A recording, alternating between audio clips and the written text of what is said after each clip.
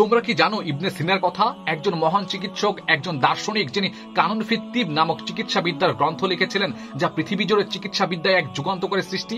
তোমরা কি জানো ইবনে হাইসামের কথা, যিনি আলোক বিজ্ঞান এবং অপটিক্সের ভিত্তি স্থাপন করেছিলেন? বলেছিলেন আলো হলো পৃথিবীর সেরা শিক্ষক, যার মধ্যে আমরা জীবনের গূঢ় তত্ত্ব খুঁজে পাই।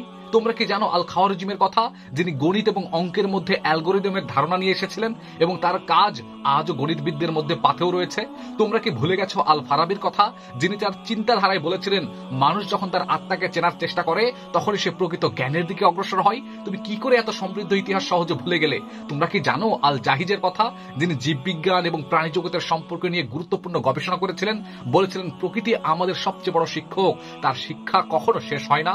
তোমরা কি জানো আল রাজির কথা, যিনি চিকিৎসা বিজ্ঞানে এক নতুন দিগন্ত উন্মোচন করেছিলেন এবং বলেছিলেন চিকিৎসক কেবল রোগ নিরাময় করে না, বরং সে মানুষের জীবনকে পুনরুদ্ধার করে, মানুষের জীবনকে পরিবর্তন করতে সক্ষম। তোমরা কি ভুলে গেছো আল বিরনের কথা, যিনি ভূগোল, জ্যোতির্বিদ এবং গণিতের ক্ষেত্রে অবদান রেখেছিলেন? বলেছিলেন জ্ঞান পৃথিবীর সব সীমা অতিক্রম করে, বরং এটি কখনো পূরণ হয় না।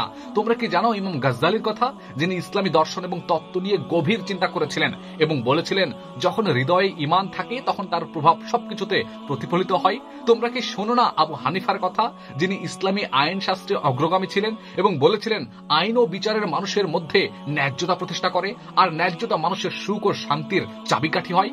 তোমরা কি জানো আল তুসির কথা, যিনি গণিত তত্ত্বের উপর বিপ্লব ঘটিয়েছিলেন এবং বলেছিলেন গণিতের মাধ্যমে আমরা বাস্তবের গভীর সত্যগুলো সহজেই খুঁজে পেতে সক্ষম হব? তোমরা কি জানো আবু বকর রাজির কথা, যিনি চিকিৎসা বিজ্ঞানে অসামান্য কাজ করেছেন? বলেছিলেন চিকিৎসা শুধুমাত্র রোগ নিরাময় নয়, এটা মানুষের জীবনে শান্তি ফিরিয়ে আনে। তোমরা কি ভুলে গেছো ইবনে রুশদের কথা, যিনি দর্শন ও তত্ত্ববিদ্যায় বিশাল অবদান রেখেছিলেন? বলেছিলেন আলোচনার মাধ্যমে পৃথিবীকে জ্ঞানের দিকে এগিয়ে নিতে হবে, তাহলেই আমরা সফল হব।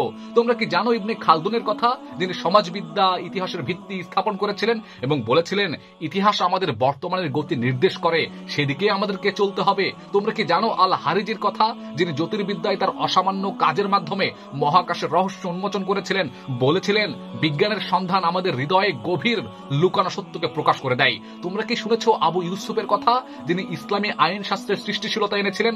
বলেছিলেন ন্যায় বিচার প্রতিষ্ঠা করলে সমাজের শান্তি ও সমৃদ্ধি আসবে, কখনো অন্যায় আর অপরাধ সংঘটিত হবে না। তাহলে এত সমৃদ্ধ ইতিহাস তুমি কি করে ভুলে গেলে?